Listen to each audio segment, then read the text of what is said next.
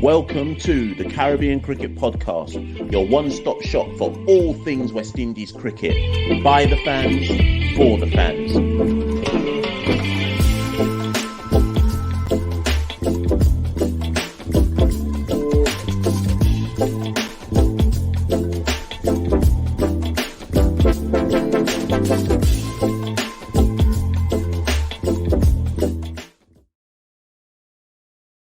Yes, people. It's your guy, Machel, St. Patrick Hewitt, one half of the Caribbean Cricket Podcast.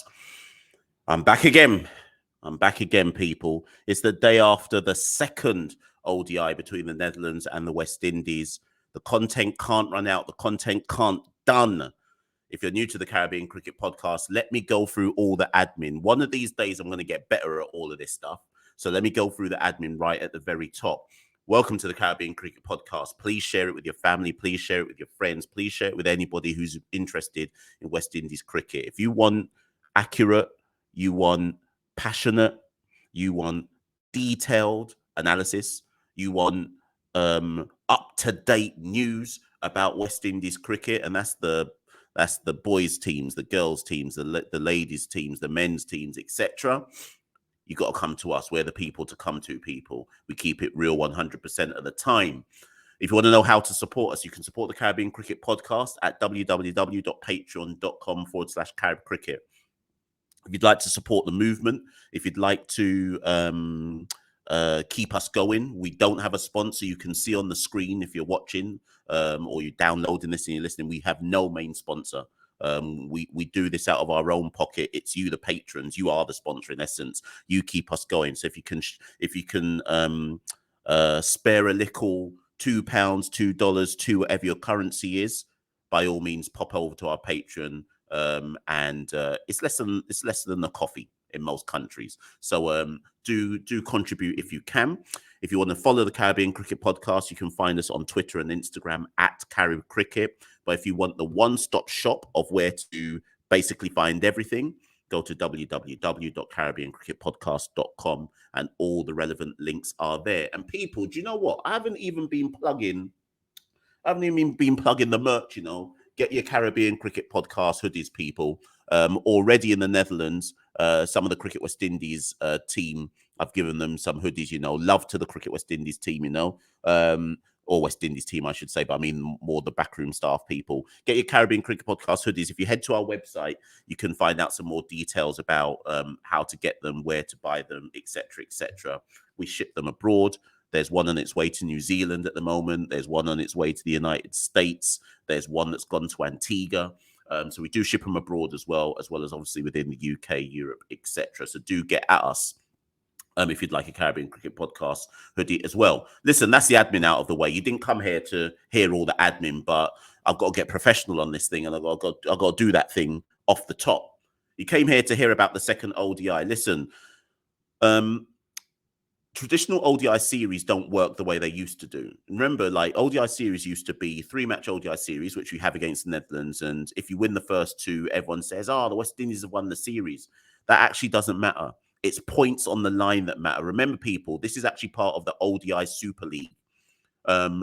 With yesterday's win, West Indies have moved into the coveted top 8 positions. The top 8 teams qualify automatically for the 2023 ODI World Cup. With these 2 wins so far in the first ODI and yesterday's ODI, West Indies have now moved into the top 8.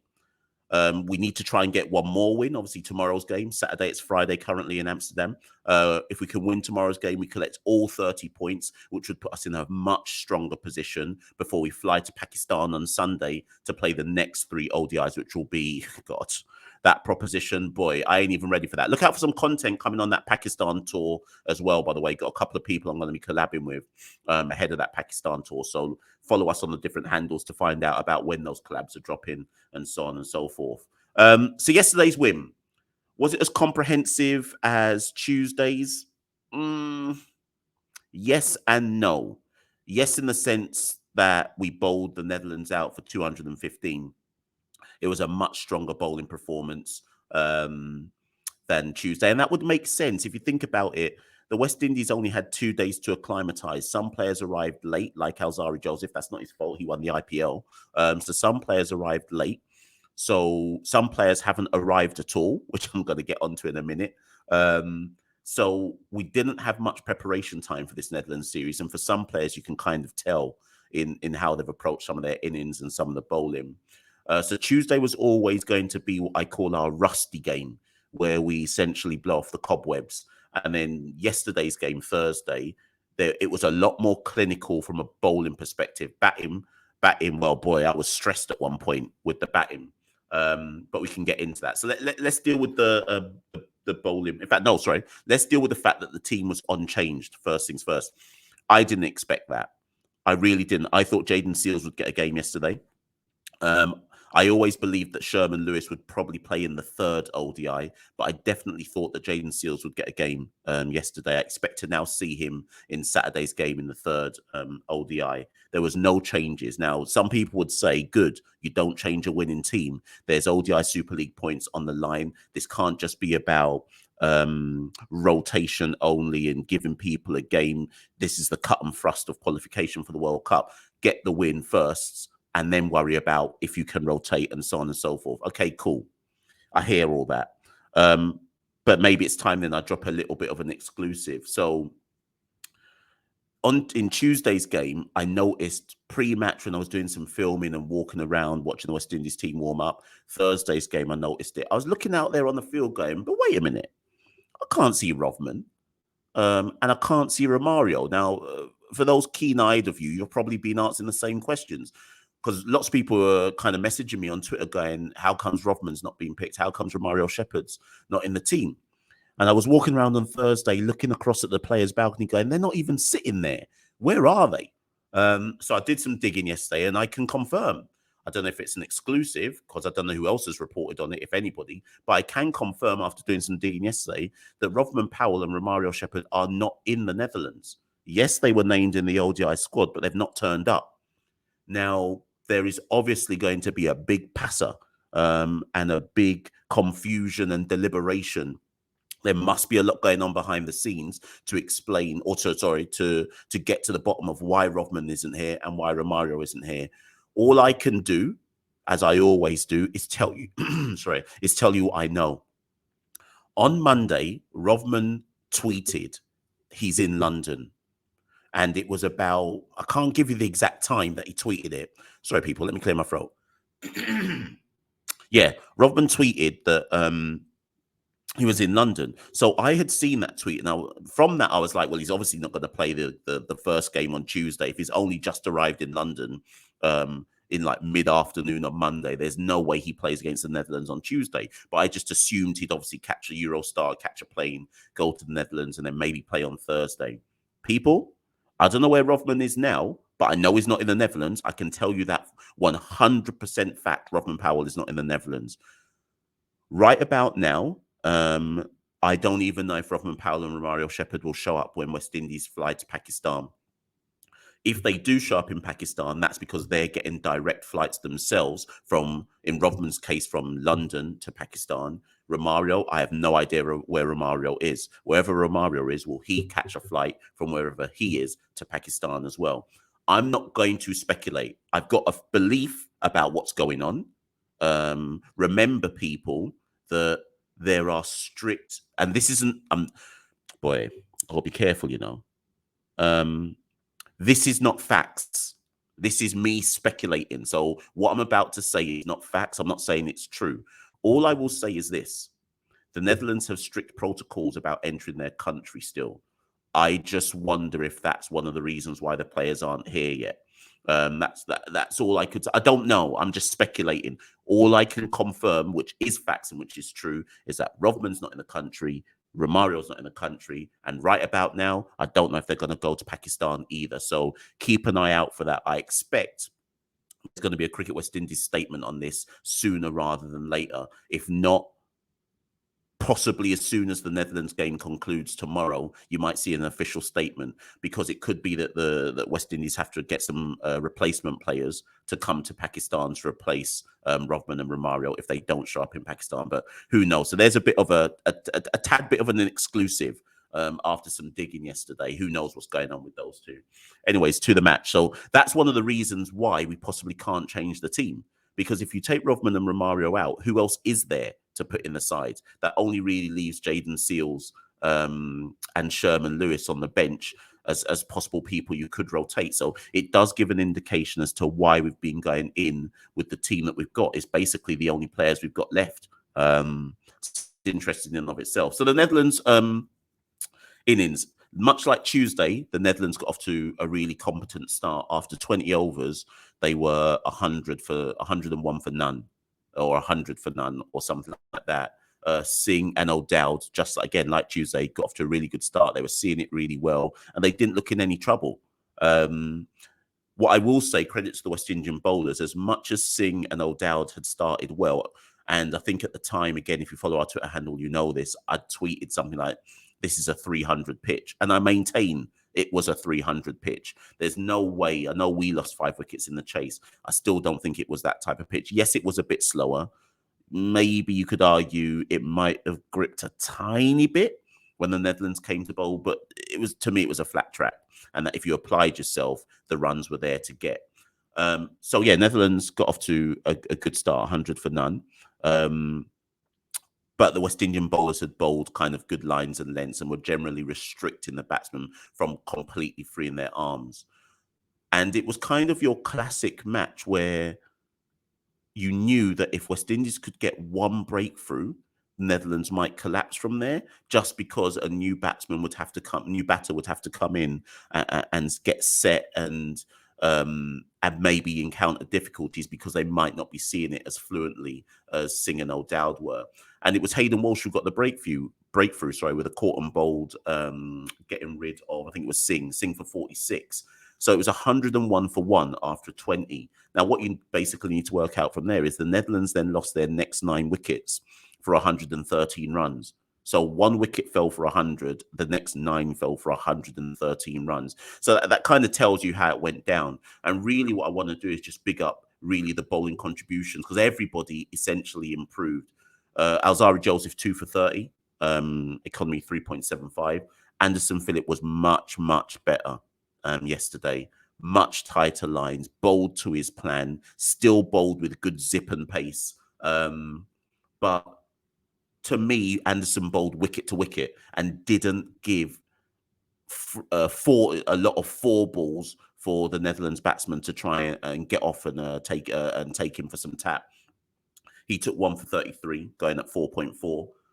Akil Hussain once again the star turn. I think there's a few gifts going out at the moment saying that Akil Hussain is the top ODI bowler in the world this year in terms of wickets collected, and he just did his job again. 4 for 39 from his 10 overs. Like, that's exemplary.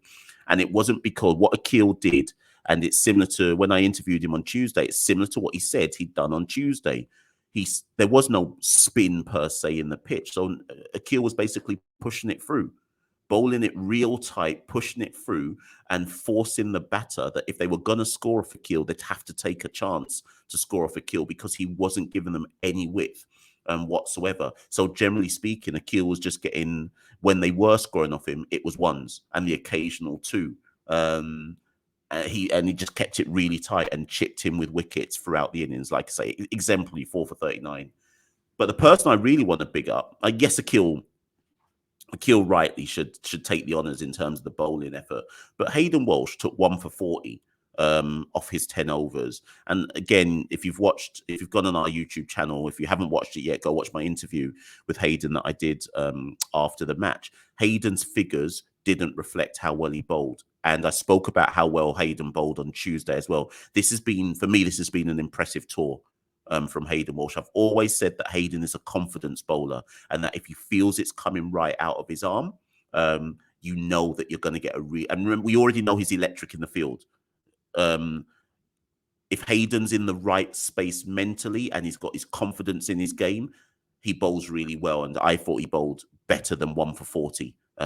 Yes, I think he deserved a few more wickets. He beat the bat quite a lot. The googly was coming out real well.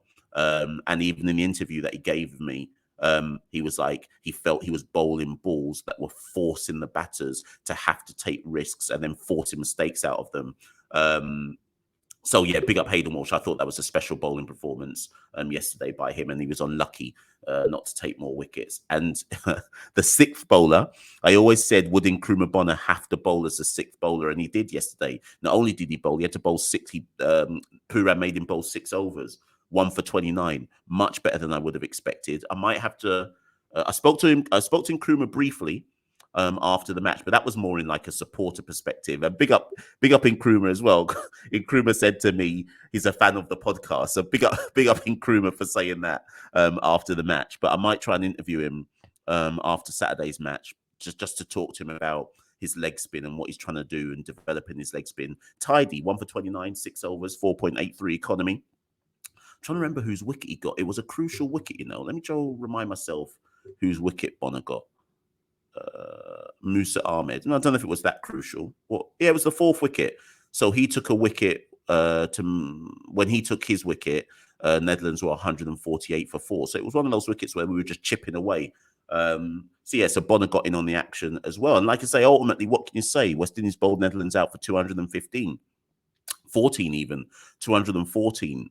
If your bowling attack bowls out a side for 214, the job's basically 80% done. Even though I've seen West Indies lose in every single scenario, in every single situation, and even though they made a mess of chasing it yesterday, you always felt that, come on, 215 to win a match, West Indies are going to win that.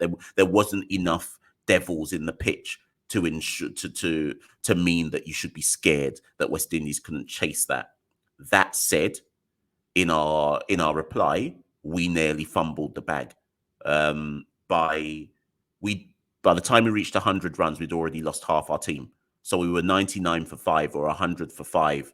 And at that point, I was in the press box at that point, typing away, doing bits and pieces, kind of updating people, so on and so forth. For those of you who've been following the socials, you know what I mean.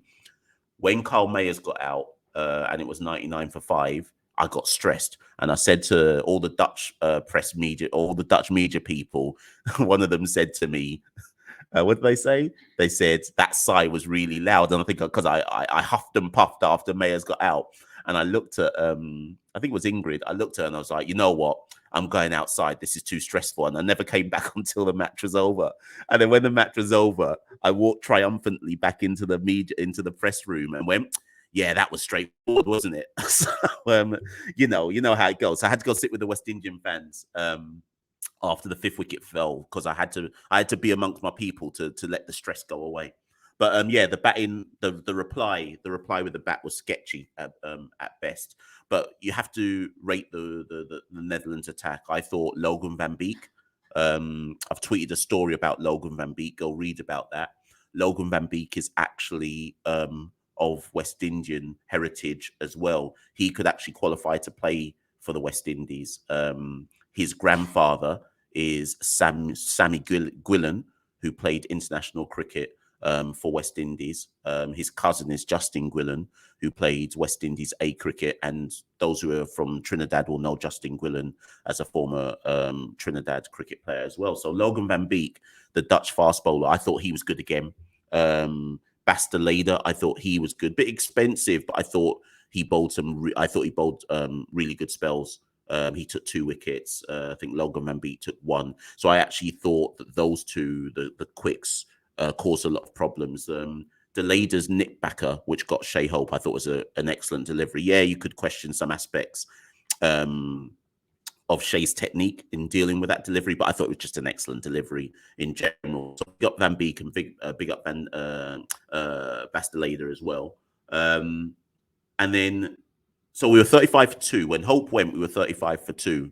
And I think it was Bonner and Pooran who were in. And I'll be honest, I just assumed, okay, we'll negotiate this. Pooran was trying to get himself in. I don't think he scored a run until his 10th ball. And then Bonner got out. He got out LBW again. Delayed trapped him on his pad. He didn't review that. He just walked straight off. It was plumb. At that point, we were 48 for 3. So then Brandon King walked in with Pooran. Now, remember, King had already got 58 not out in the first ODI.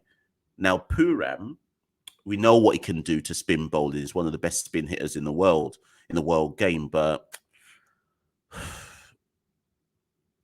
I don't want to be lazy and be like, oh, Pooran needs to understand that this isn't a T20 game.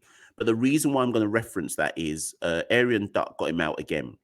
Now, Pooran had just dispatched Duck for a huge six about 2 or 3 balls before. It might have even been, about 2 or 3 balls before, and then Duck bowled him.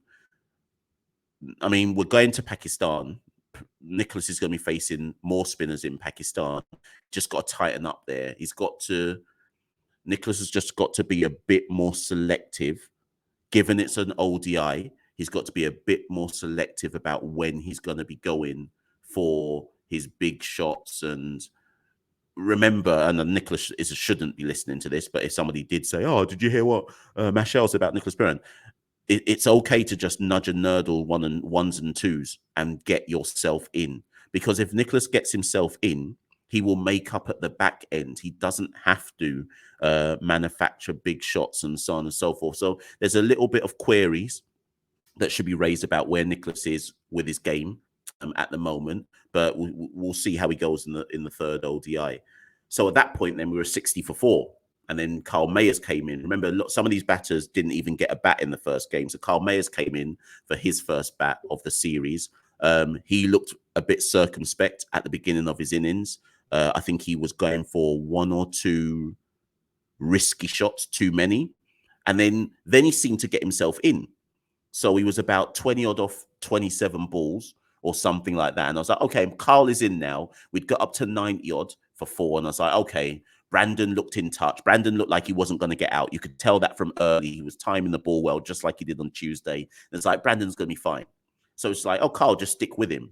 And then big up the young Netherlands spinner, Sharice Ahmed. He was on debut, the 19-year-old. You got to big him up. He came into the attack and struck with, I think it was his second ball, or maybe it was his third ball in international cricket on debut, and he got Carl Mayers to nick behind. You got to big up. Listen, yes, I'm reporting on the West Indies, but you got to big up when you see a youngster come into the world game and immediately strike like that. You got to big them up. So well done to Sharice Ahmed. I thought that was a special moment for him. There was a lot of his family and friends, I think, who were in the crowd to come and see him debut for the Netherlands, and they were ecstatic when he got his wicket. So big up the youngster.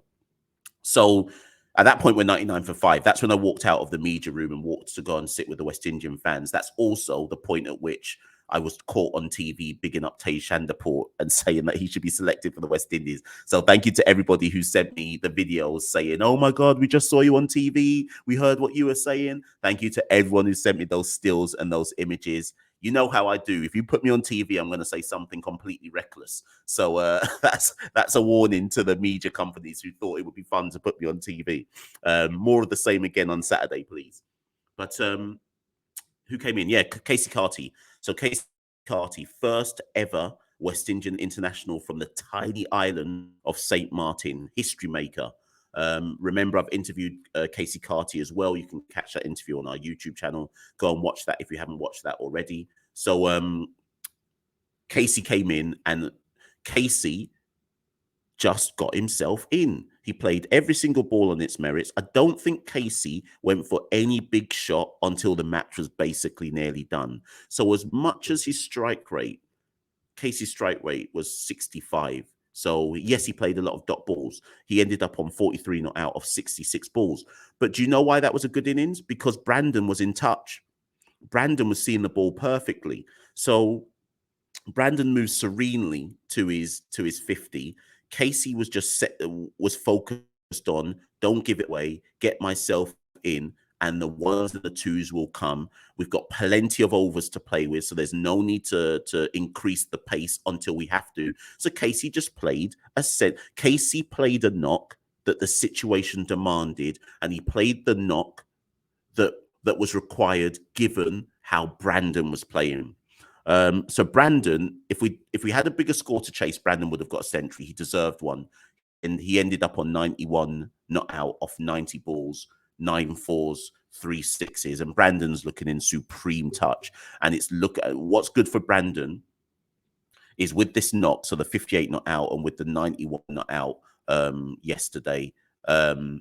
He's solidifying his name in the ODI squad coming in. People thought he was an opener in limited overs cricket, but it's good that he's been coming in at number 5 in both innings so far, and maybe he's a middle order bat. I mean, that's where he bats for Jamaica. He bats 4 or 5 for Jamaica, so it makes sense that you'd bring Brandon King in at 4 or 5. And if Rovman Powell doesn't show up in Pakistan, it's his loss, because Brandon has played 2 innings that now makes him a certain pick for when we go to Pakistan. So you've got to big up Brandon King, taking full advantage of his opportunity. We all know in the Caribbean what a classy player Brandon King is, so got to respect that. Got to respect that knock. And frankly, like I say, Brandon King and Casey Carty took the game away from the Dutch. And after a while, I think when it got to like 150 for 5, the guys who I was sitting with, Andrew and the friends that I was speaking to, for most of the rest of the second innings, I think at 150 for 5, all 4 of us who were sitting together basically said, yeah, we'll win from here, because you could tell that Brandon wasn't going to get out, and you could tell that Casey wasn't going to get out. The one thing I would say, though, I think when we were about 136 for 5, there was a run out opportunity. And Casey, you know those run outs where the batter has given up? So Casey wasn't even trying to get back in. And it was Singh, I swear it was Vikramjit Singh, threw the ball to the bowler. I can't remember who was bowling at the time. He threw the ball to the bowler fumbled it. The person who was backing up fumbled it. Casey was halfway down the track and wasn't even trying to get in. It was absolute village cricket. And I shouted out after the Dutch. So the Dutch had 2, in fact 3. There were 3 opportunities they could have run Casey Carty out. The initial throw, the bowler fumble, the backing up fumble, and even when the backup fielder fumbled it, they still had time to pick it up and still not stump off before Casey got back, and they fumbled that as well. And then Casey almost apologetically put his bat in and was like, oh, I'm not out. And from there, I think I shouted out, yeah, you lot have lost the game now. That's it. The game's gone. Because when you miss that type of opportunity, heads go down. Everyone in the ground could tell, like, that was your chance. You get a wicket there, West Indies are probably going to fumble. Are going to probably fumble the full bag at that point, but they fumbled. The Dutch fumbled it, and we went on to win the game. So, like I say, in the end, given that Casey and Brandon put on an unbeaten 118-run partnership, in the end, you have to say that it was a comfortable victory. You won by 5 wickets. There was still a full 5 overs to spare. On paper, that's a comfortable victory. But you have to be honest and say that at the halfway stage of the innings, the West Indies batters had made it look a lot more difficult than it should have been. But by the end, the victory was comfortable. So that's, like I say, that's 10 more points towards World Cup qualification. 1 more game to go on Saturday, and then the Netherlands tour is over. I won't lie to you people. It's been long. It's been tiring. It's been fully enjoyable. I can't lie to you. I cannot overstate enough how fulfilling it has been to meet up with the Caribbean diaspora. And it's not just been the diaspora. There's been a lot of people I've met who have flown over from the Caribbean for these games as well. Yesterday, there was more of us there than there were on Tuesday. So big up the Antiguans, big up the Dominicans, big up the Barbadians, big up the Jamaicans, big up the Trinis, big up the Guyanese. Who else am I missing out that I saw from different islands? I'm probably missing someone out. But there's probably some St. Lucians, but I didn't actually meet any, but there were probably some St. Lucians as well. But we were well represented yesterday, and there were so many illuminating conversations with so many different people, young and old, about why they love the Maroon. And I was just going from group to group, hearing different stories, speaking to different people from the different islands about why they'd come over to the Netherlands, why it was so important for them to be there. And without sounding like without kind of like over egging it, there was a real spirit of unity and community at that game yesterday. People, Martin from part of the Maroon platoon went out and got some jerk chicken and rice and peas to feed the people. You know, the rum was smuggled into the ground so people could drink their rum and coke and rum and Sprite and so on and so forth. So there was a real West Indian West Indian community spirit there yesterday. And that's why I think the players acknowledged they had to come over to the fans at the end of the game and kind of say thank you for coming out there. Listen, it's not cheap. Anyone who thinks that I'm getting paid or there's any kind of sponsorship for this, people have come out to the Netherlands for this series for the love of the Maroon, for the love of the Caribbean community spirit, and the love of just following the West Indies. It means a lot to us as West Indian people to have that one sports team that brings us all together as the different disparate kind of islands and nations, etc. And you've seen all the pictures that I've been putting up on Twitter showing me just with all the various different people from all the various different islands and nations, etc. So if there's anything that I take away from this tour, it's that. It's been absolutely brilliant to just be with the people, you know? So we have one more game to go. That's tomorrow on Saturday. Obviously, I'll check in with you all after that game. And I end with this video of Casey Carty. Yeah, see how technically savvy I'm getting now, people. I can upload videos and stuff. I end with this video of Casey Carty hitting the winning runs to win yesterday's ODI.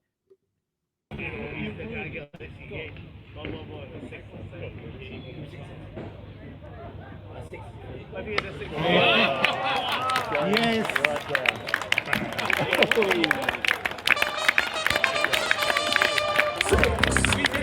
It's a serious number.